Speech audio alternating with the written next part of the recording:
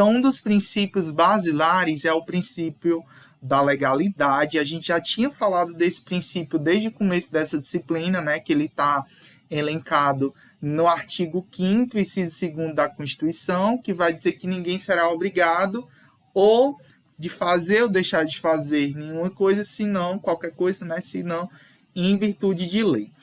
Quando a gente fala de direito tributário, isso significa dizer que se não existir na lei uma lei que obrigue você a pagar um determinado tributo, você não é obrigado a pagar aquele tributo enquanto não, né, não for, não estiver aquela obrigação, né? Então, o princípio da legalidade é basicamente isso. A gente falou, né, desse princípio na aula passada. O princípio da anterioridade. O que esse princípio, vê se vocês lembram. O que fala o princípio da anterioridade? O que fala o princípio da anterioridade? Vamos lá. Vou fazer a sabatina igual eu fiz no 3º ano. Tá falando sobre licitação com ele? Eu acho que é isso. Se uma lei, Bolsonaro dá uma lei agora, eu acho, esse ano, mas ela só vai valer ano que vem, é isso aí? Quando se fala, não, aí você tem que especificar qual é a lei. No caso de cobrança de tributos, você tem que especificar que é uma lei para a criação de um tributo ou para a majoração de um tributo. O princípio da anterioridade, ele proíbe a cobrança, né, a cobrança de tributo da lei que criou ou aumentou. Então, se Bolsonaro, por exemplo, quiser aumentar as alíquotas do imposto de renda, ele só vai poder cobrar no outro ano, não vai poder cobrar no mesmo ano. E ainda tem os 90 dias. Nem pode cobrar no mesmo ano e nem 90 dias antes. Então, se, por exemplo, a lei, se, por exemplo, Bolsonaro tiver aprovado essa majoração, vamos dizer que Bolsonaro tem aumentado a alíquota do imposto de renda vamos dizer, de 14,5% para 20%, vamos dizer. Só que ele aprovou essa lei em dezembro de 2021. Vamos ver que ele tinha aprovado nesse ano, dezembro de 2021. Ele só vai poder cobrar 3 meses depois, ou seja, janeiro, fevereiro, março. Só vai poder cobrar no ano seguinte, que seria 2022, e em março. Entendeu? E se, por exemplo, ele tivesse aprovado em janeiro, por exemplo, ele aprovou em janeiro de 2022, ele só vai poder cobrar em janeiro de 2023, ou seja, no ano que vem. Então, quando a gente fala de princípio de anterioridade, o tributo ele nem pode ser cobrado no mesmo ano que foi aumentado ou instituído e nem 90 dias antes. Então, esses 90 dias antes, ele foi estipulado justamente para aqueles tributos que geralmente são aprovadas no fim do ano, geralmente de dezembro, novembro, outubro, justamente para que o contribuinte eu não vou dizer se planeje, mas a ideia é exatamente essa, para que o contribuinte perceba pelo menos esse laço temporal de 20 dias, né, para que ele se planeje, né, para pagar o tributo. Então, o princípio da anterioridade se observa, não pode se cobrar tributo em que a lei instituiu ou aumentou no mesmo exercício financeiro e nem 90 dias antes. Aí vocês viram na aula passada, e eu até falei disso, que todos os tributos, eles têm, e todos os princípios, eles têm exceções, né? A gente viu na aula passada as exceções. Do princípio da anterioridade, as exceções. Cadê? As exceções. Eu tinha copiado isso? Cadê? Está aqui. O imposto extraordinário de guerra, o IE, o imposto de importação, o imposto de produtos industrializados e o IOF. A anterioridade soma-se aqueles 4, né? Cadê? Somos 4, imposto de importação, exportação, IPI-IOF, imposto extraordinário de guerra e a questão de calamidade pública, né? Calamidade pública e guerra externa. É interessante dizer que esses princípios, eles não é qualquer tributo que vai poder, né, ter exceção. Então, geralmente são os tributos federais, né, que têm exceção a esses princípios. A gente falou da irretroatividade. Para falar do princípio da irretroatividade, a gente falou de dois conceitos bastante importantes: a hipótese de incidência e o fato gerador. Qual a diferença entre hipótese de incidência e fato gerador? Quem lembra? Qual a diferença entre hipótese de incidência e fato gerador? Fazer uma atividade com isso. Vocês lembram qual a diferença? Eu vou passar a apostila para vocês, porque só os slides fica ruim de estudar essa matéria. Tem que ter texto. Vou passar hoje o texto para vocês. Por conta que, como não vai dar tempo de ver tudo, aí eu resumi nesses slides. Na aula passada eu expliquei isso. Qual a diferença entre hipótese de incidência e fato gerador? O que é isso? O que é hipótese de incidência e o que é fato gerador de um tributo? Eu expliquei até de Deu não lembro, mas o fato gerador eu acho que é tipo, você paga o imposto do carro, mas você só pode pagar o imposto do carro a partir do momento que você compra o carro. É isso? É exatamente isso.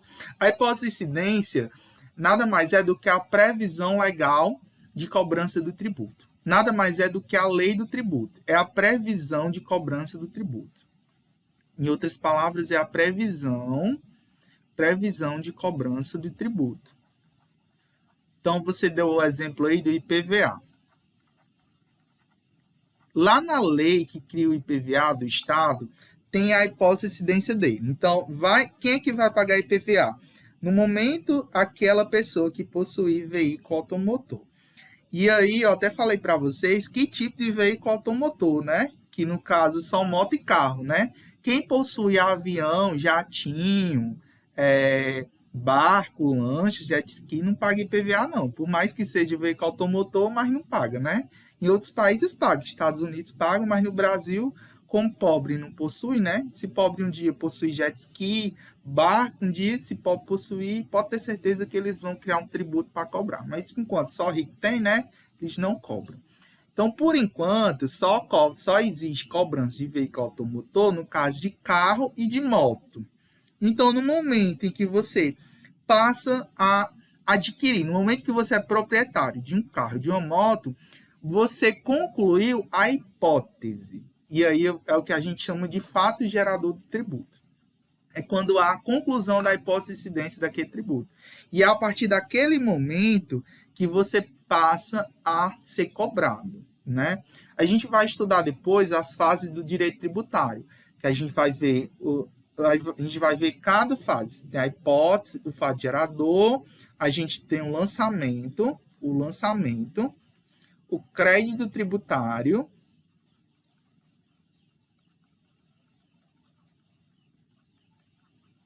e a extinção. A gente vai estudar isso em aulas futuras, tá bom? Espero que a gente dê tempo de passar. Mas o lançamento, a gente vai ver os tipos, né, de ofício e por declaração, né? Por exemplo, o IPVA é um exemplo de lançamento por ofício. Você não precisa fazer nada para que o tributo, a guia lá do imposto venha para sua casa, né? Você comprou o carro, comprou a moto, pode ter certeza que janeiro daquele ano, mais tardar fevereiro, vai uma cartinha lá para o seu endereço com boletim para você pagar. E ainda dá a opção de você pagar uma única vez ou parcelado. Você não precisa fazer nada para que o Estado cobre o tributo. É o chamado lançamento por ofício. Só que existem tributos em que o lançamento é por declaração. No caso, o imposto de renda. O imposto de renda é um exemplo de imposto, né, por declaração. Você tem que declarar o quanto que você realmente ganhou ou oferiu para que o Estado lhe diga quanto de tributo é que você vai pagar. Então, só passando isso aqui que eu expliquei na aula passada, expliquei que para explicar o fato do princípio da irretroatividade, eu teria que explicar o que era fato gerador. O que isso quer dizer? Que a lei, ela não se retroage, ela não volta, né? Irretroatividade quer dizer voltar no tempo. Ela não se volta para o tempo para fatos ocorridos antes daquele fato gerador. Então, por exemplo, se você comprou o carro em 2005 não, que já faz muito tempo, né? Vamos dizer 2015. 2015 você comprou um carro. Só que de 2015 para 2020 você comprou o carro, mas você nem pagou IPVA nesses anos tudinho. O Estado ele só vai poder lhe cobrar IPVA do dia que do ano que você comprou o carro para frente. Ele não vai poder cobrar para trás. Ah, mas aquele carro tinha, vamos dizer que o dono anterior daquele carro não tinha pago IPVA. Ah, mas ele passou para você só vai poder cobrar os débitos futuros, a partir do momento que você comprou e que você registrou o carro no seu nome. Aliás, nem pode passar, né? Nem pode passar um veículo para o nome de outra pessoa se tiver débito, né? Mas vamos, caso, né, tivesse essa hipótese de você passar um veículo para outra pessoa, mesmo estando com débito. O Estado só poderia lhe cobrar os débitos IPVA vencidos da época que você comprou o carro para frente, não poderia cobrar para trás. Então, é basicamente isso. Então, por exemplo, vamos dizer que nesse ano, né? Eu não sei se eu falei para vocês na aula passada, mas está tramitando no Congresso Nacional, nesse exato momento, uma proposta de reforma tributária. E vamos dizer que isso não vai acontecer, né? Mas muitas das coisas que eu estou falando para vocês até pode ser que mude, tá certo? Mas vamos dizer que aconteça um milagre, eu acho que não vai acontecer, mas vamos dizer que nessa reforma tributária ocorra a previsão de que para que seja considerado também como veículo automotor, lanchas, barcos e aviões. Então, se for ser colocado, essas pessoas só vão poder cobrar, né, o Estado só vai poder cobrar IPVA desses veículos automotores, no caso lanchas, aviões, etc., a partir do momento que a lei foi criada. Então, a lei foi criada esse ano, foi sancionada esse ano. Só vai ser cobrada no ano seguinte, né, por conta do princípio da anterioridade. Então, foi criada em 2021, só vai poder ser cobrada em 2022. Né? Assim, o tributo só vai poder ser cobrado em 2022 e só vai poder ser cobrado a partir daquele ano específico. Por mais que a pessoa tenha comprado o barco em 2015, 2010, ela não vai pagar de anos anteriores da época que ela comprou, não. Ela só vai pagar a partir do momento em que a lei do tributo foi criada. Entendeu? Então, o fato gerador não vai se retroagir, porque, assim, lá no tributo vai ter o fato gerador possuir veículo automotor. Tá, vamos dizer, né, que na reforma tributária tenha incluído, né, já tinha avião, barco, né?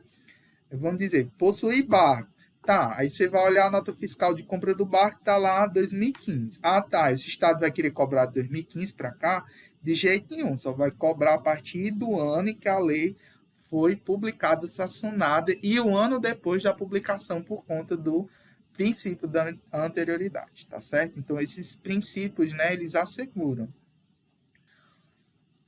Aí,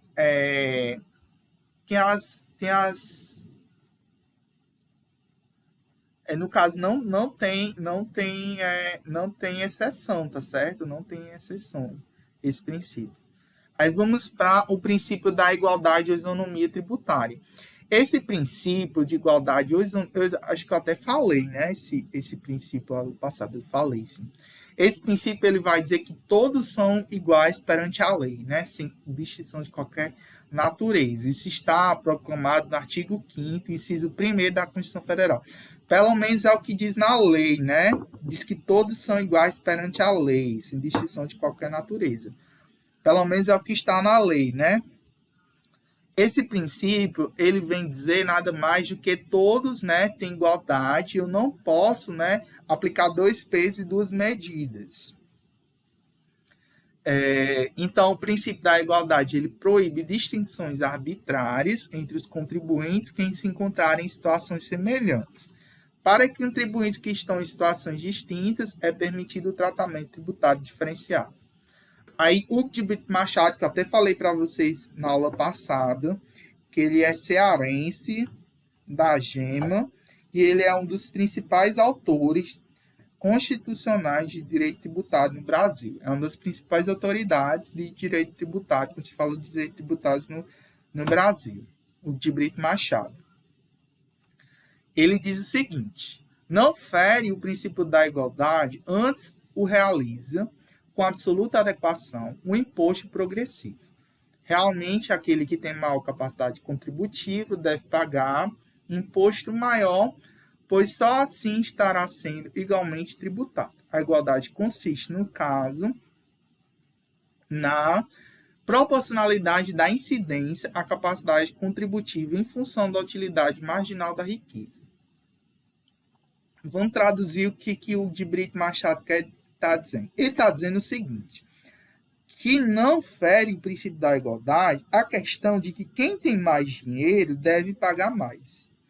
Pelo menos é o que está estipulado na lei, né? Eu falei para vocês e dei até o exemplo do INSS, eu até coloquei aqui as alíquotas. Por exemplo, você tem uma base de cálculo. Quem ganha de um salário mínimo até R$ 223, paga 9% de alíquota de INSS. Quem ganha de R$ 2.203 até R$ 3.005 paga 12% de INSS. Quem ganha de R$ 3.305 até R$ 6.433 já paga 14%. Quem ganha acima disso já paga, né, outra porcentagem. Então, esse princípio ele vai dizer exatamente isso, que quem tem mais dinheiro deve pagar mais, né? Pelo menos é o que está estipulado na lei, né? Na prática, a gente sabe que é outra coisa, né? Você, por exemplo, só dar um exemplo para vocês. Quem ganha, por exemplo, R$50 mil por mês, paga o mesmo imposto de quem ganha 1 milhão, 2, 3 milhões, né? E até hoje, né, o Estado, vocês vão ver, quando a gente vai estudando os impostos, que existe um imposto chamado IGF,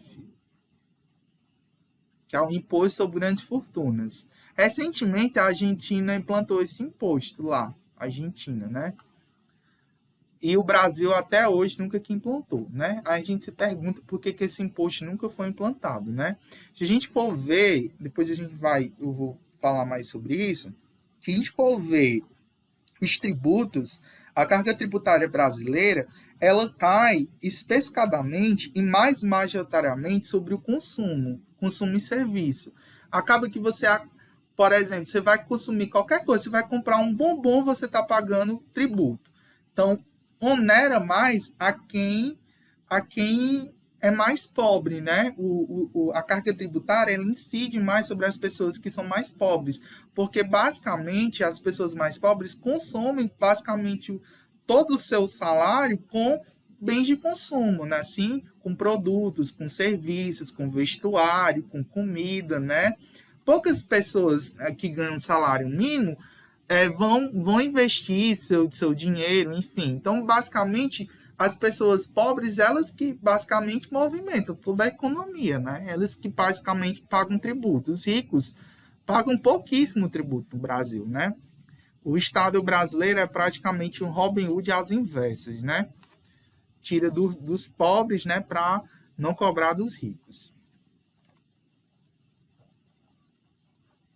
O princípio, né, vedação com fisco, vai dizer o seguinte, que a cobrança de tributos ela deve se pautar dentro de um critério de razoabilidade, não podendo ser excessiva ou antieconômica.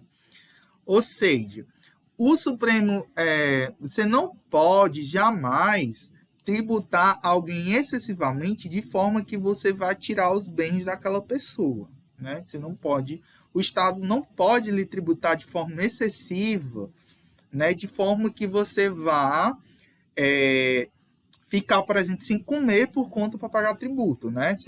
O Estado não pode jamais fazer isso, ou tributar de forma que você vá perder aquele bem. Então, no caso aí de IPVA, cobrar IPVA de forma que você chegue no preço do bem, né? Você não pode, né? Isso não é razoável. Então, o STF, né, o Supremo Tribunal Federal, ele entende que o princípio de vedação com fisco também se estende às multas, conforme o julgamento, né, cujo relator foi o ministro Imal Galvão, decisão tal. Aí eu expliquei até para vocês a diferença entre tributo e multa. Vocês lembram? Tributo e multa? Eu expliquei na aula passada. Tudo isso eu expliquei na aula passada. Eu pensei que eu não tinha explicado. Tributo, né? A gente vai ver a definição hoje, né? Tributo, se Deus quiser, daqui a pouco. O tributo, ele é um procedimento administrativo, né? Que visa o pagamento, né? Pagamento de uma quantia ao Estado pelo um fato gerador, né? Pela atividade do Estado. Não é porque você fez algo errado que você está pagando tributo. Não. O tributo, ele é uma contribuição, né, que os cidadãos dão para o Estado para a manutenção, né, dos serviços básicos. É através dos tributos que o Estado consegue oferecer saúde, educação, segurança pública, né? Pelo menos dá uma contrapartida, né? A gente paga tributo para pelo menos ter serviços básicos, pelo menos ter, né?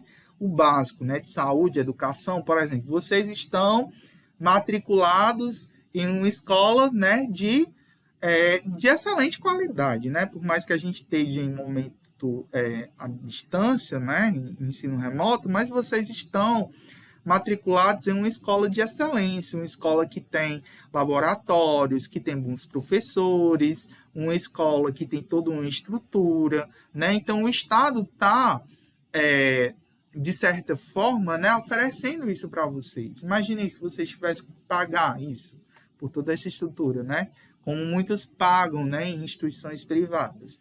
Então, a gente paga tributo para ter um retorno, né, em alguns serviços. Já a multa, ela é uma penalidade. Então, quando você paga uma multa, é porque você descumpriu alguma regra, você descumpriu alguma legislação. Então, por exemplo, você furou o sinal vermelho, você teve uma penalidade, você vai pagar uma multa por aquilo, né? Então, se você deixar de pagar um tributo, por exemplo, você pode, além do tributo, ser cobrado a multa, né, por você não ter cumprido aquela obrigação. Não se aplica ao princípio da relação dos impostos estes fiscais que poderão trazer em seu bojo alíquotas pesadas, regulando a economia. O imposto sobre produtos industrializados também sofre a aplicação do princípio do estudo. Produtos supérfluos podem ter tributação excessiva. Eu falei para vocês, né? Cigarros, perfumes, né? Todos esses produtos supérfluos, eles podem ter tributação excessiva, principalmente aqueles produtos que vão fazer mal à saúde das pessoas. Princípio da liberdade de tráfico, ele está previsto no artigo 150, inciso 5º, né? Ele vai dizer que o tráfico de pessoas ou bens não pode ser limitado pela cobrança de tributos quando estes ultrapassarem as fronteiras do estado ou municípios. Então, tome cuidado, não vão confundir a questão de... como é o nome, meu Deus? Agora eu esqueci. Pedágio. Pronto. Pedágio não é tributo, viu? Pelo amor de Deus, não vá confundir. Pedágio não é tributo. Então, o que é isso? Quando é que se cobra o pedágio? Geralmente, o Estado, quando ele não consegue administrar uma certa rodovia, ele privatiza aquela rodovia. O que é essa privatização? Ele concede a uma empresa privada que vai administrar aquela rodovia, que vai asfaltar, que vai sinalizar, né, que vai tomar de conta daquela rodovia. E aquela empresa privada, ela não vai fazer isso de graça, obviamente, né? Ela não vai assaltar, não vai cuidar da rodovia de graça. Então, aquela empresa privada vai cobrar uma taxa de todas as pessoas que passarem por aquela rodovia. Então, quem está cobrando aquela taxa não é o Estado, é uma empresa privada. E essa taxa se chama pedágio. E essa taxa é cobrada por uma empresa privada, não é o Estado.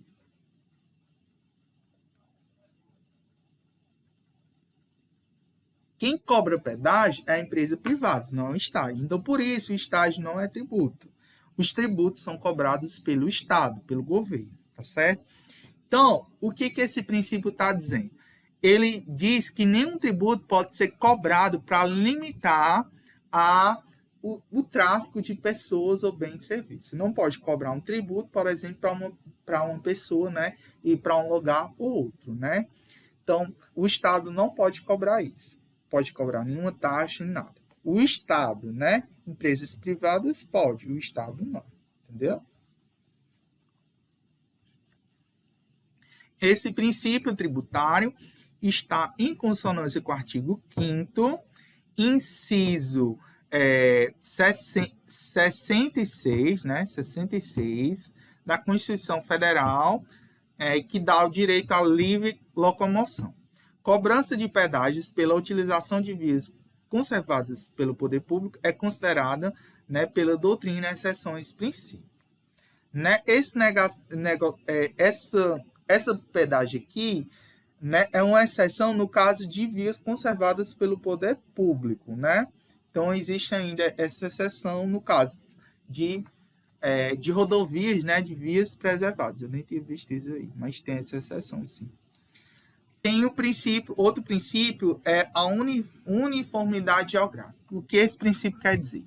Ele proíbe que a União institua tributo de forma não uniforme em todo o país ou dê preferência a Estado, município ou Distrito Federal em detrimento de outro ente federativo. O que isso quer dizer? Por exemplo, a União fazer a alíquota de imposto de renda para São Paulo maior, para o estado do Ceará menor, para o estado do Rio Grande do Norte maior, diferente.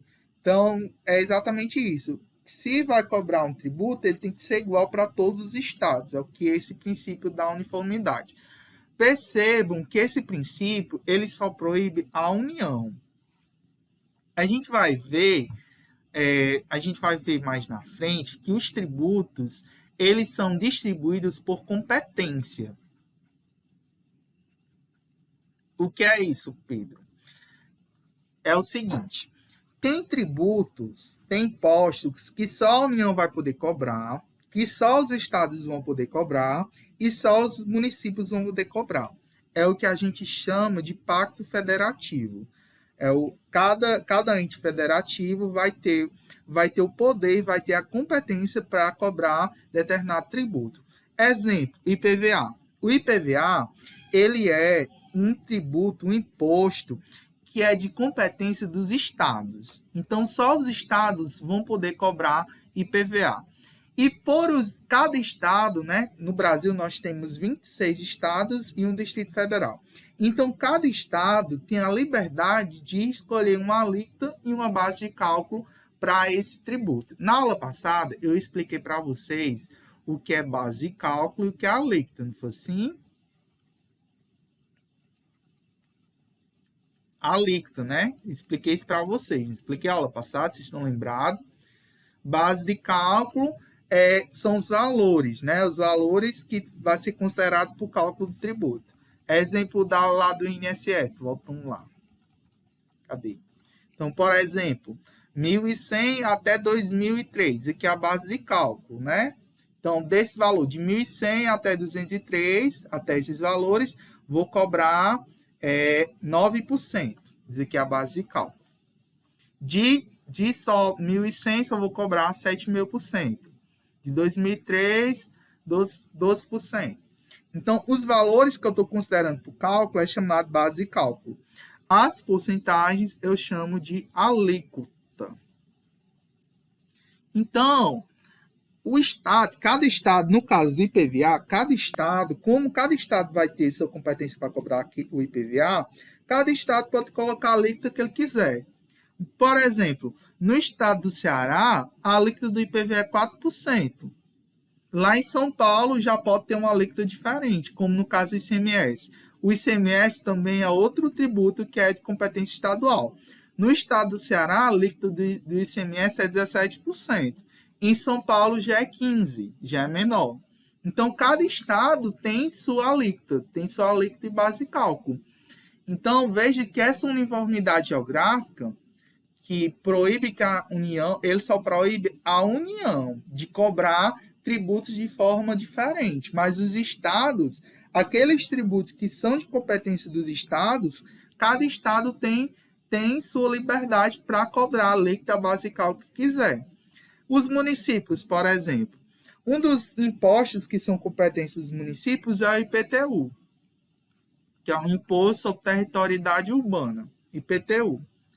Então, cada município tem a sua autonomia para cobrar a alíquota basical que ele quiser por IPTU.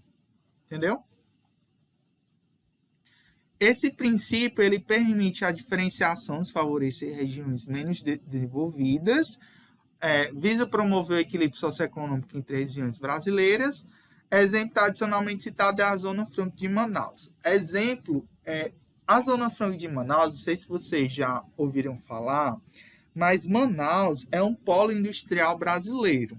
Lá, basicamente, todas as indústrias vão para lá, porque fica mais próximo dos Estados Unidos, né? Lá o porto fica bem mais próximo, então fica muito mais fácil de se fabricar as coisas lá, né? Tem também muita mão de obra barata, né? Lá pela parte da Amazônia. Muitos nordestinos, né?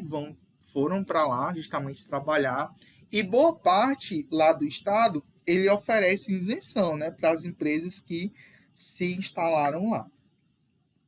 Então você tem esse exemplo, né? Aí vamos para o princípio da capacidade contributiva. Esse princípio, né, existem autores que colocam esse princípio como um subprincípio do princípio da igualdade ou da isonomia tributária. Ele estabelece que, sempre que possível, os impostos terão caráter pessoal e serão graduados segundo a capacidade econômica do contribuinte. O que isso quer dizer? Aquelas pessoas, né, aqueles sujeitos que tiverem mais condições financeiras irão pagar mais tributos para o Estado. A aplicação prática desse princípio encontra-se na alíquota progressiva. Então, quem tiver mais condições vai pagar uma alíquota maior. Presente no imposto de renda, né? Um exemplo aí. O imposto sobre a propriedade territorial urbana, né? O IPTU, aquelas casas, né, que tiver um valor maior, vai pagar um IPTU maior. Imposto sobre a propriedade territorial rural, né, o ITR, também que tiver mais, né, mais propriedade, mais terreno, vai pagar uma alíquota do ITR maior. Outro princípio é o princípio da transparência dos impostos. Ele está previsto no artigo 150, parágrafo 5º da Constituição.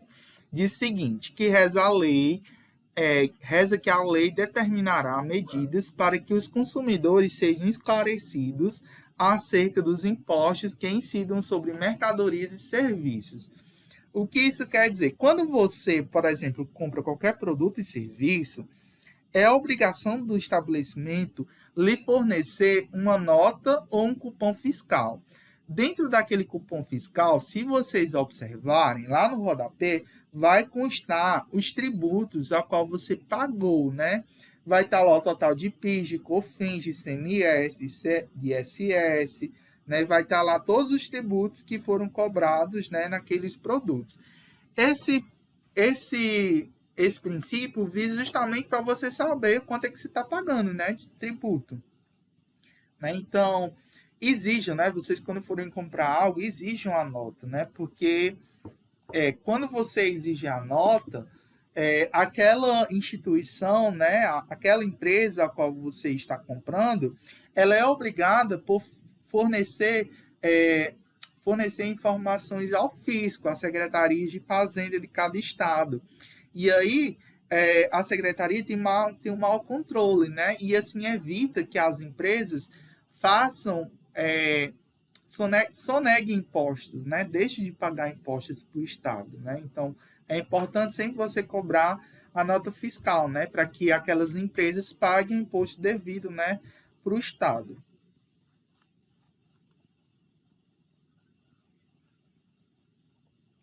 Princípio da não cumulatividade. Esse princípio, ele refere-se a 3 impostos: o ICMS, o IPI e impostos residuais da União. Deve-se compensar o que for devido em cada operação relativa a circulação de mercadorias ou prestação de serviços com montante cobrado anteriores pelo mesmo ou o Estado ou Distrito Federal. O que esse princípio quer dizer? Você não pode cobrar, justamente para você evitar a bitributação, é você tributar um tributo várias vezes. Então, por exemplo, uma geladeira. Quando você compra uma geladeira, já está incluído no preço da geladeira o IPI. O IPI é um imposto sobre produtos industrializados. Todos os produtos que passam pela indústria têm cobrança de IPI. Então, geladeira, fogão, carro, moto, máquina de lavar, tudo que você pensar que passar pela indústria tem cobrança de IPI. Que passou por um processo industrial, vai ter cobrança de IPI. Quando chega no Estado, também vai ter cobrança de ICMS, que é o Imposto sobre Circulação de Mercadorias e Serviços. E ainda tem cobrança de alguns impostos residuais da União, como PIS, COFINS, né? Enfim. Então, esse princípio, ele visa evitar a bitributação. Você não pode colocar um imposto sobre o imposto. Então, cada operação você deve compensar, né, o que for devido a cada operação, para que não seja cobrado valores duplicados, né? Valeu, passei. Pronto, é exatamente isso. Para você evitar essas cobranças duplicadas desses impostos. Outro princípio, o princípio da seletividade. Esse princípio está previsto no artigo 153, parágrafo 3º da Constituição, e ele visa tributar fortemente produtos menos essenciais. Produtos essenciais terão alíquotas menores e o IPI na sua aplicação é obrigatório. ICMS e IPVA, sua aplicação é facultativa. Então, por exemplo, Ferrari, né? Um Ferrari, que é um carro mais, assim, digamos, de luxo, né? Ele pode ter sua alíquota majorada para o IPVA, porque ele é um produto, assim, ele é um produto que não é essencial, né? Mas um produto de luxo, né? Ninguém compra um Ferrari, né? Para você comprar uma Ferrari, um Camaro amarelo, né? Você tem que ter um certo, né, poder aquisitivo. Então, nada mais justo do que você pague mais, né? Mais tributo por esses produtos. Casaco de pele, né? Você pode ter a alíquota maior para esses produtos. Então, é justamente esse princípio. Pelo menos é o que está escrito na lei, né, gente? Aplicação prática é outra história. Princípio da não diferenciação tributária. Esse princípio da não diferenciação tributária, ele fala o seguinte, que estados, municípios e Distrito Federal estão proibidos de estabelecer diferença tributária entre bens e serviços de qualquer natureza em razão de sua procedência ou destino. Então, o que isso quer dizer? Que não se pode, né, fazer diferenciação tributária só porque um produto veio do estado tal ou do estado A ou do estado B, né? Só porque a geladeira foi fabricada no estado de São Paulo, eu vou tributar ela mais do que se aquela geladeira tivesse sido fabricada no estado de Ceará. Então, você não pode fazer essa diferenciação tributária só porque um produto veio de uma procedência, né, de um município e outro. Já se for de outro país, você pode ter essa diferenciação. Então, por exemplo, produtos que são importados, né, você pode cobrar mais, né, por aqueles tributos. Princípio da imunidade. Esse princípio, ele é muito legal, né? A gente vai já ver a diferença de imunidade e isenção. O princípio da imunidade, ele está previsto no artigo 150, inciso 6º, a linha A da Constituição Federal. Ele diz o seguinte: a imunidade é uma hipótese de não incidência constitucionalmente qualificada que diz respeito, em regra, aos impostos. Possui imunidade, né, entre os entes federativos, reciprocamente, em relação aos impostos sobre o patrimônio e de serviços, os templos de qualquer culto. Antes de eu explicar quais são as imunidades e explicar primeiro a diferença entre imunidade e isenção.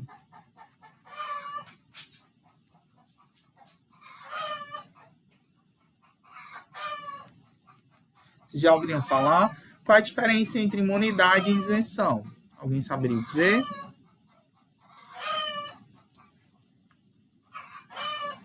E aí?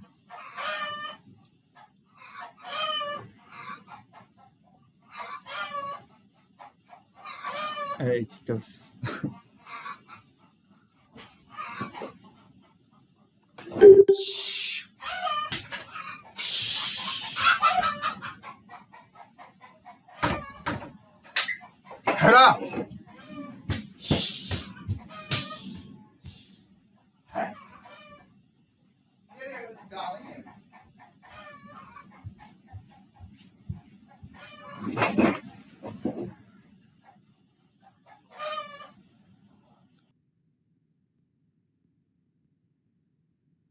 Vocês estão me ouvindo? Sim. Gente, Sim. vocês estão me ouvindo? Sim. Não? Agora sim, Pedro. Agora sim? Estão me ouvindo? Não. Sim. Agora sim.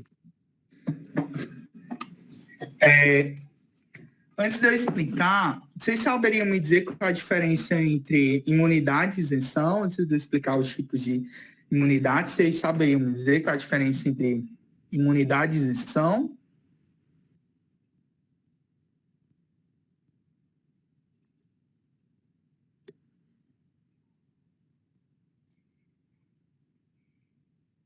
Já ouviram falar sobre isso?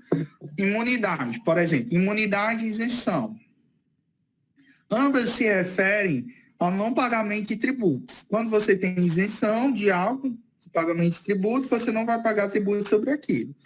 Quando você tem imunidade também, você não paga aquele tributo. Por exemplo, livros, né, que tá até uma polêmica, né? Tá uma polêmica aí na internet. Porque os livros, eles são imunes pela Constituição. Você não se paga tributo sobre livros, né? Até o Paulo Guedes está querendo tirar essa imunidade. É uma das polêmicas da reforma tributária, né? A não imunidade para livros. E aí, E a isenção, né? A isenção também, por exemplo, no estado do Ceará, não se cobra nenhum tributo, nem o feijão, farinha, rapadura, eles são isentos de ICMS e de outros tributos. Quando você compra feijão, farinha, rapadura, é só o preço do produto mesmo, eles não têm incidência de impostos.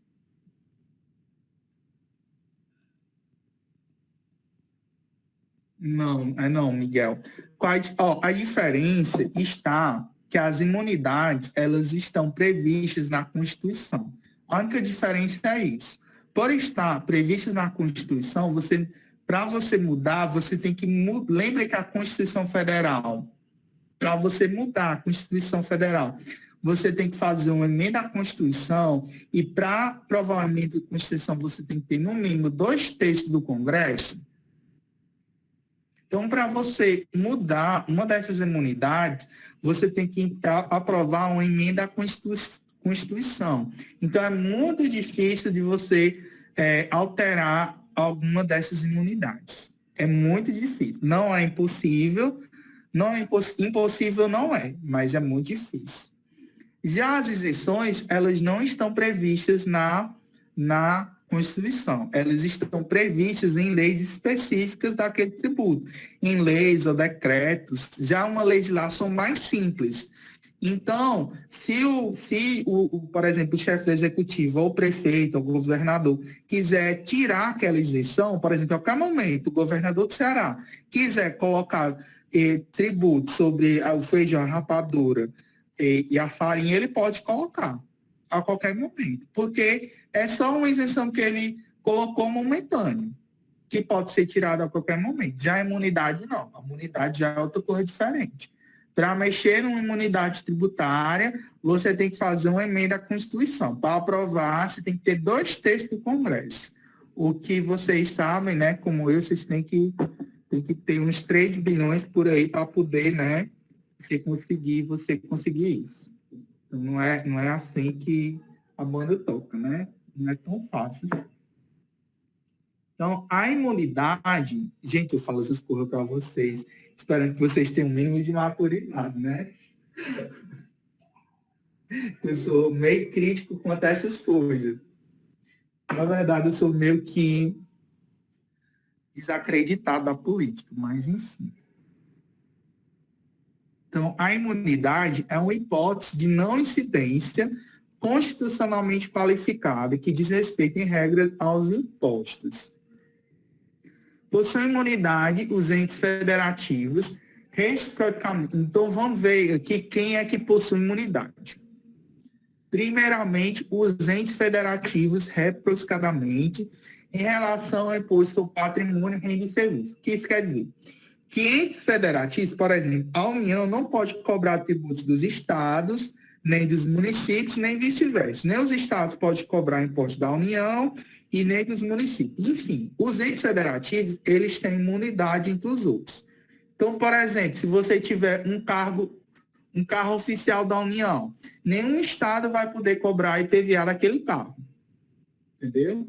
Então, possuem imunidade os entes federativos. Os templos de qualquer culto, né? As igrejas, né? Por isso que tem um monte de igreja por aí, né?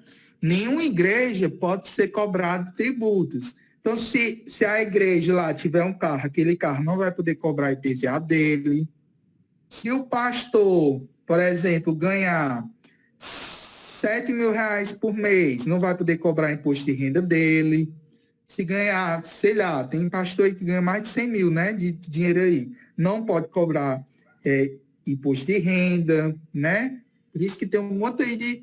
Mudou a lei, né? Tem pastor aí que ganha 1 milhão de reais por mês, né? De dízimo aí. E não se pode cobrar imposto sobre esse povo, né? São imunes por lei. Não se pode cobrar nenhum tipo de tributo sobre templos de qualquer culto, a imunidade tributária. Partidos políticos, também não se pode cobrar nenhum tipo de tributo, nem taxa, nem imposto, nada, a nenhum do partido político, entidades sindicais de trabalhadores, instituições de educação ou assistência social sem fins lucrativos, como, por exemplo, Fundação Demócrito Rocha, por exemplo, que é uma associação educacional sem fins lucrativos. Não se pode cobrar nenhum tipo de tributo dela, desde que observados os requisitos legais, né? Livros, jornais, periódicos, revista, papel destinado à impressão, nada disso pode se cobrar tributo. Então, lembra lá, Playboy, né? Quando se existia, né? Não tinha, você podia comprar quantas Playboy você quisesse, que é revista, né? Não tinha nenhum tributo sobre a revista. Revistas, jornais, livros, por enquanto, né? Até Paulo Guedes não aprovar a reforma tributária. Por enquanto, nenhum material impresso, né, destinado à impressão, livros, jornais, periódicos, nenhum destes pode ser cobrado tributo. Aí a diferença, né? Imunidade versus isenção. No confronto entre imunidade e isenção, dispõe os seguintes traços. A isenção, ela pode ser estudada à frente, né? Traduz na dispensa legal do pagamento de tributo. A imunidade é a não incidência constitucionalmente qualificada. Então, só para diferenciar isso bem, na imunidade você não tem nem a incidência do tributo. Não há nem que se pensar em cobrar tributo, porque ele está imune. Pensa lá, é como se... Deixa eu ver se eu dou um exemplo aí no Big Brother, que faz tanto tempo que eu não assisto Big Brother, mas pensa lá, fulano de tal ganhou a prova do líder, do Big Brother. Fulano de tal não pode ser votado de jeito nenhum, ele é imune. Mas vamos dizer que Fulana, né? Diga uma aí do Big Brother, dizer a Juliette, né? Vamos dizer que a Juliette foi votada, mas a Juliette, aconteceu alguma coisa que o anjo deu a imunidade para a Juliette, mas a Juliette só ganhou aquela vedação depois de um certo tempo, né? Não estava imune, ela não estava imune até aquele momento, ela só foi isenta. Ela só foi isenta de ir para... Eu não sei se meu exemplo do BBB, acho que não deu muito BO, não.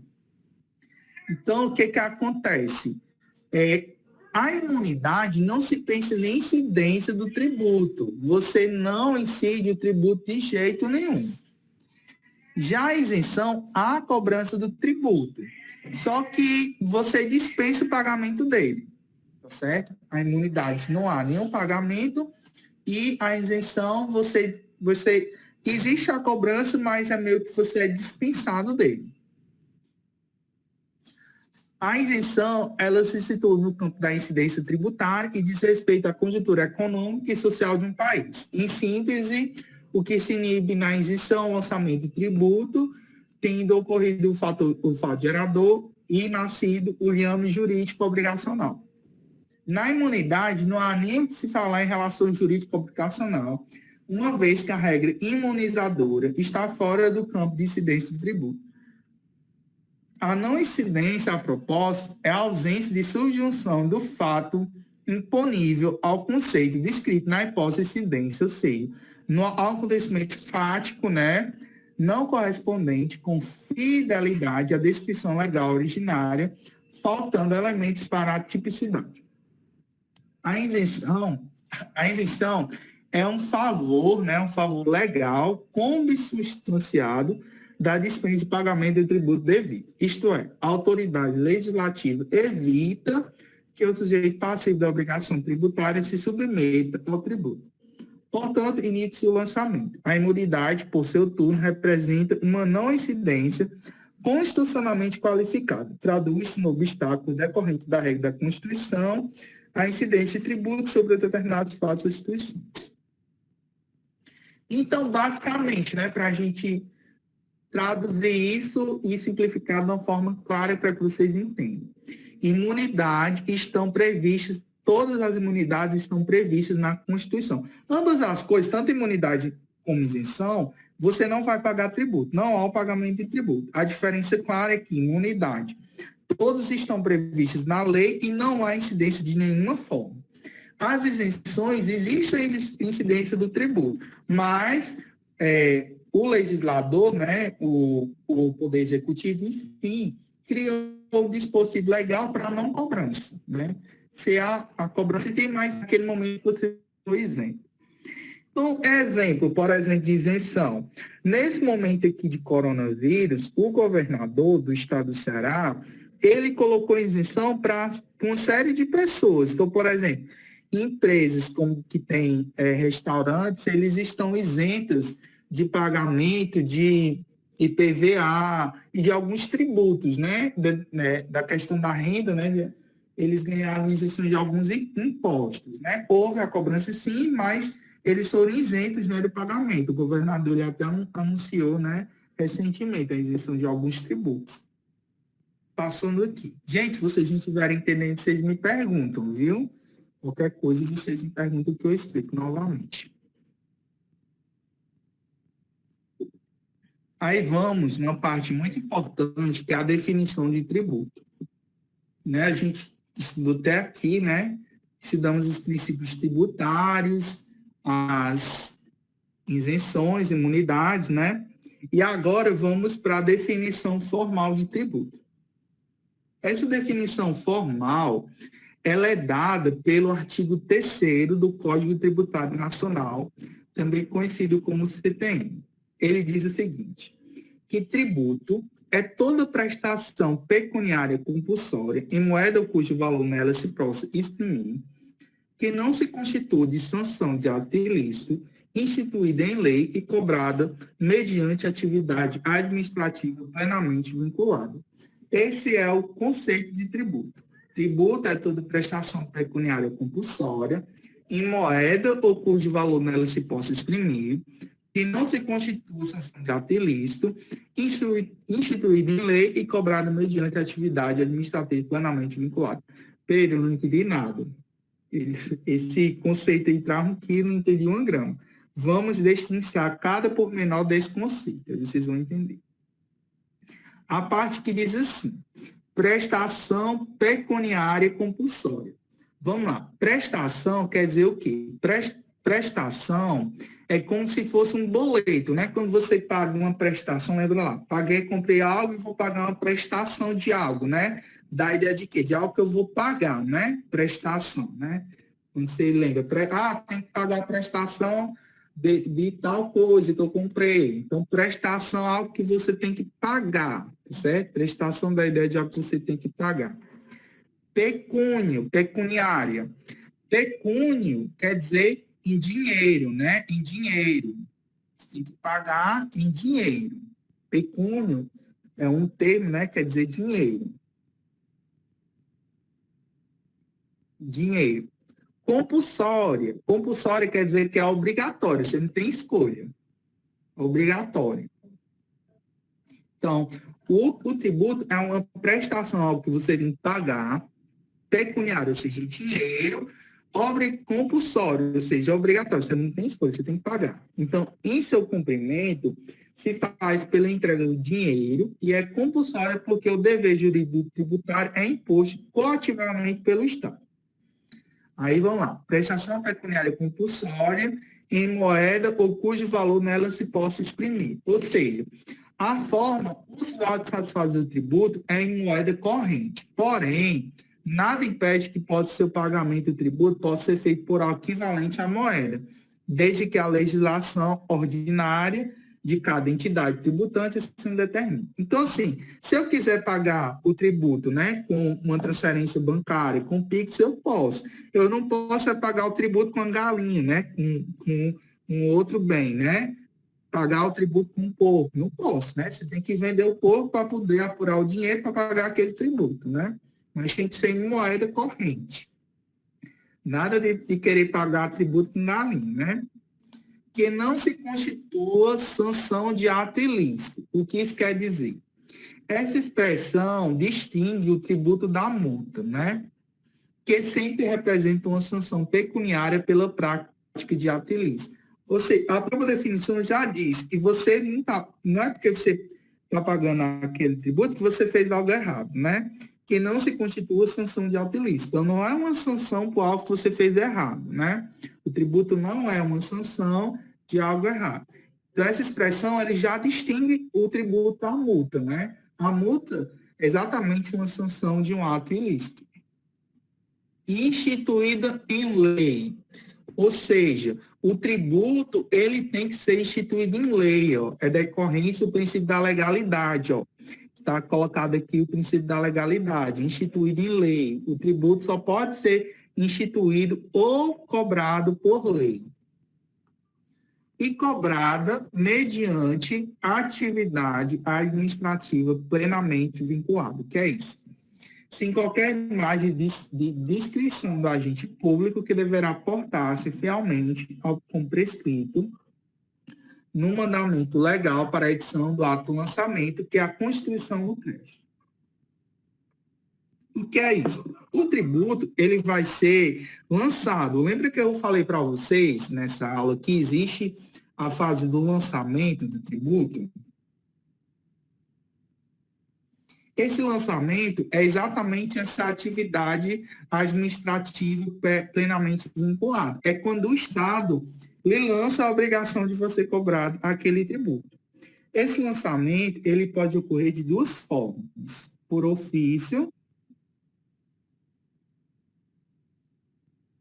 ou por declaração. O lançamento por ofício, você não faz nada para que o Estado lhe cobre. Já por declaração, você tem que declarar, né, certos fatos para que o Estado possa lhe cobrar o tributo devido. Exemplo de imposto por declaração, imposto de renda, né? O IRPJ. O IR, né? Imposto de renda. Ofício, IPVA, IPTU, etc, né? Aí vamos agora estudar a questão da competência tributária. O princípio federalismo, ele delimitou entre as pessoas políticas o poder de tributar. A atribuição da competência tributária às pessoas jurídicas de direito público está prevista nos artigos 153 a 156 da Constituição Federal, dividindo entre elas o poder de instituir e de cobrar tributos. Lembra que eu falei para vocês que existe como se fosse uma divisão, né? Os entes federativos, a União, Estados e Municípios, eles fizeram um pacto, que é como se fosse uma divisão. Ó, o Estado só vai poder cobrar esses tributos, os municípios só vai poder cobrar esses tributos e a União só vai poder cobrar esses tributos. Exatamente isso. Esse é o que a gente chama de pacto federativo. E cada um vai ter a sua competência tributária para cobrar esses tributos. Destaque-se que a competência tributária, ela compreende a competência legislativa plena. Ou seja, quando eu diz assim, a competência legislativa plena, quer dizer que cada entidade, seja a União, Estados e Municípios, além de ter a competência de cobrar, ele ainda vai ter a competência de legislar sobre aquele tributo. Ou seja, ele vai poder dizer como é que cada ente vai poder dizer como é que ele vai cobrar, qual vai ser a alíquota que ele vai cobrar, qual vai ser a base de cálculo, em que circunstâncias ele vai cobrar, enfim, ele tem toda a permissão, tem toda a competência para colocar, né, quaisquer, né, deliberações sobre aquele tributo. A competência tributária, ela é intransferível, irrenunciável e indelegável. Está previsto isso no artigo 7º, caput do Código Tributário Nacional. Não se confundindo com a capacidade tributária ativa, que é administrativa e delegada. No entanto, apesar de irrenunciável e intransferível, o exercício da competência tributária pode ser considerado facultativo, cabendo a cada ente tributante decidir sobre o exercício da competência tributária. Aí nós vamos, né, para a parte mais interessante, que é as espécies de tributos. Defende a maioria da doutrina que existem 5 tributos, né? Existem 5 tributos no atual sistema tributário constitucional brasileiro, que é a teoria pentapartida. No entanto, o artigo 145 da Constituição Federal, na esteira do artigo 5º do Código Tributário Nacional, indica a existência de somente 3 tributos, que seriam as taxas, os impostos, taxas e contribuições de melhoria, né? Isso que eu falei com vocês desde a aula passada, né? Que não se deve confundir tributo com imposto, né? Eu falei para vocês. Qual a diferença entre imposto e tributo? Não lembra que eu falei isso na aula passada? Imposto nada mais é do que uma espécie de tributo, né? O imposto é apenas uma espécie. O tributo é como se fosse o geral, e os impostos, as taxas, contribuições de melhoria, tem os empréstimos compulsórios e as contribuições especiais, né? Que seriam os 5, né? Seriam 5. Impostos, a gente acho que no outro slide vai trazer. Dando a impressão que o ordenamento jurídico nacional adotou a teoria tripartida. Nessa medida, é fundamental conhecer as principais correntes doutrinárias sobre o tema. Geraldo Ataliba, adotando a chamada teoria bipartida clássica, né, separou tributos entre 2 espécies. Os vinculados, atuação estatal, taxas de contribuição de melhoria, e os não vinculados, impostos. Aí nós temos os cinco espécies tributárias. Eu vou até vocês anotarem, né, printarem, enfim. Esses são as 5 espécies tributárias: os impostos, as taxas, as contribuições de melhoria, os empréstimos compulsórios e as contribuições. Os impostos e as taxas, eles são bem parecidos, mas eles têm uma diferença muito grande. Quem saberia me dizer qual a diferença entre um imposto e uma taxa? Qual a diferença entre um imposto e uma taxa? Tem diferença? Vocês já ouviram falar disso? Qual a diferença de imposto para taxa? É tudo a mesma coisa? Tudo é cobrado da mesma forma? Qual a diferença? Alguém saberia dizer qual a diferença entre um imposto e uma taxa? Hein? Alguém saberia dizer qual a diferença entre um imposto e uma taxa? Hein? Vamos lá. Vocês nunca ouviram falar disso?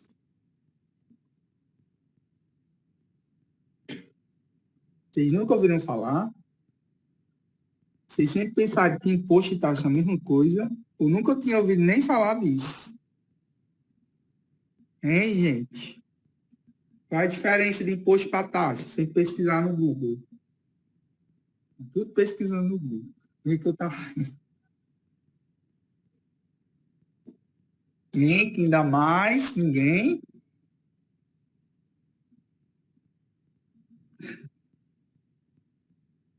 Vamos lá, impostos e taxas. Nem estou perguntando aos outros, estou perguntando só do imposto para taxa.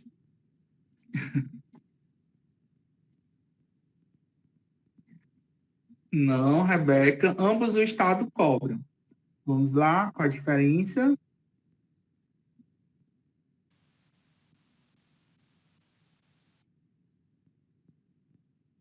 Imposto é implementado no produto obrigatoriamente sem você saber quanto está pagando. Taxa especificada como no produto, importa onde que é taxado. Não, ambos os impostos e as taxas, eles são especificados quando você está pagando.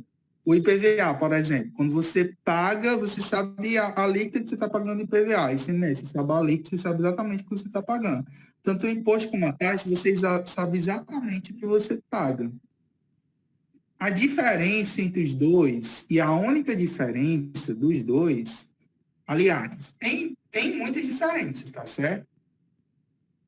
As leis são diferentes, são espécies totalmente diferentes, mas a diferença maior é que os impostos são vinculados, aliás, os impostos eles não são vinculados e as taxas elas são vinculadas. Pedro, não entendi nada. Isso tem diferença? Tem. Qual a diferença? Os impostos, o dinheiro que é arrecadado do imposto, ele não é vinculado. O que isso quer dizer? Isso quer dizer o seguinte, não é porque você pague IPVA, não é porque você paga IPVA, o que é IPVA? Imposto sobre propriedade de veículo automotor. Não é porque você está pagando IPVA que o Estado tem a obrigação de pegar aquele dinheiro daquele IPVA para ajeitar uma estrada, para asfaltar a estrada, para construir. O tributo, o imposto, ele não é vinculado àquele fato gerador. Eu estou pagando e tem muita gente que fala, eu pago IPVA todo ano e o Estado nunca ajeita a estrada aqui. O imposto é vinculado, né? O imposto não é que você está pagando IPVA que o Estado vai ter a obrigação de ajeitar a estrada, de jeito nenhum. O dinheiro do IPVA pode ir para a saúde, pode ir para a educação, pode ser usado para segurança, pode ser usado para qualquer fim que o Estado quiser. IPTU, por exemplo, você paga todo ano IPTU lá para a prefeitura. Não é porque você paga IPTU todo ano para a prefeitura que a prefeitura vai ter a obrigação de asfaltar a sua calçada, de ver seu lixo, de jeito nenhum. A prefeitura pode utilizar, IPTU não é imposto, ela pode utilizar aquele valor para o que ela quiser. Pode utilizar ele para educação, saúde, inclusive para ajeitar a rua. Então, assim, os impostos, eles não são vinculados. O dinheiro que é arrecadado dos impostos pode ser utilizado para qualquer fim. Já as taxas, não. As taxas, elas são vinculadas. Se você cobra uma taxa, aquela taxa tem que ser unicamente, exclusivamente utilizada para a manutenção daquele serviço. Então, por exemplo, se cobra, quando você vai na rodoviária, por exemplo, você paga uma taxa lá para o terminal rodoviário. Todas as rodoviárias cobram isso. Essa taxa é cobrada pelo município, uma taxa municipal. Então, quando você vai comprar um bilhete rodoviário, a rodoviária vai cobrar R$1,50, e aquele dinheiro daquela taxa, obviamente, tem que ser revertido para a melhoria daquele serviço, no caso da rodoviária em si. Entendeu?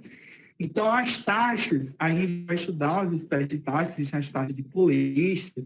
Então, as taxas, elas são vinculadas. Então, o dinheiro que é cobrado na taxa, ele vai ser revertido, né? Vai ser revertido para a melhoria daquele serviço. Já os impostos, não. Os impostos, eles não são vinculados. Qualquer pode ser utilizado para qualquer um. Vocês sabiam disso? Vocês já tinham ouvido falar disso? Aprenderam coisa nova, né? Hoje que veio, pelo menos espero que tenham aprendido. A gente vai estudar. Tá travando? Vixe, tá travando na internet. Oi, estão me ouvindo? Estão me ouvindo agora?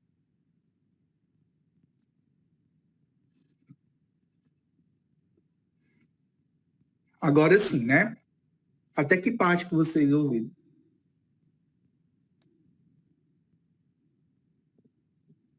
Vocês entenderam a diferença de imposto e taxas? Qual a diferença entre imposto e taxa? Entenderam a diferença? Sim, não? Oi? Ouvindo? Os impostos, eles não são vinculados. As taxas, sim. Qual a diferença? O dinheiro que é arrecadado com os impostos pode ser utilizado para qualquer fim, para qualquer gasto que o Estado quiser.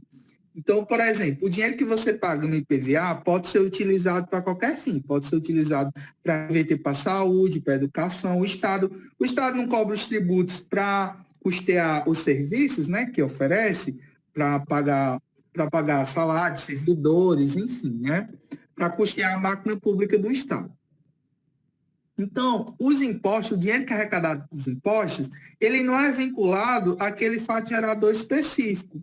Então, aquele dinheiro, aquele imposto pode ir para qualquer lugar. Não é porque você paga, por exemplo, IPVA, que o Estado vai ter por obrigação de utilizar aquele dinheiro para manutenção de rodovias, né? Não é vinculado a isso. O Estado até pode utilizar o dinheiro para a manutenção da rodovia, até pode, mas não é uma obrigação, não está vinculado. Já as taxas, sim. O dinheiro que é cobrado com a taxa é vinculado àquele fato gerador. Ou seja, se é cobrado uma taxa para a manutenção de um serviço, obrigatoriamente aquela taxa está sendo cobrada para a manutenção daquele serviço em si. Então, por exemplo, o exemplo que eu dei, taxa da rodoviária. Quando você vai para uma rodoviária, por exemplo, e vai comprar uma passagem, é cobrada uma taxazinha daquele terminal rodoviário. Aquela taxazinha vai justamente ser utilizada para a melhoria, né, do espaço, para pagamento de energia, de funcionário, enfim, né, para a manutenção daquele serviço. Entendido?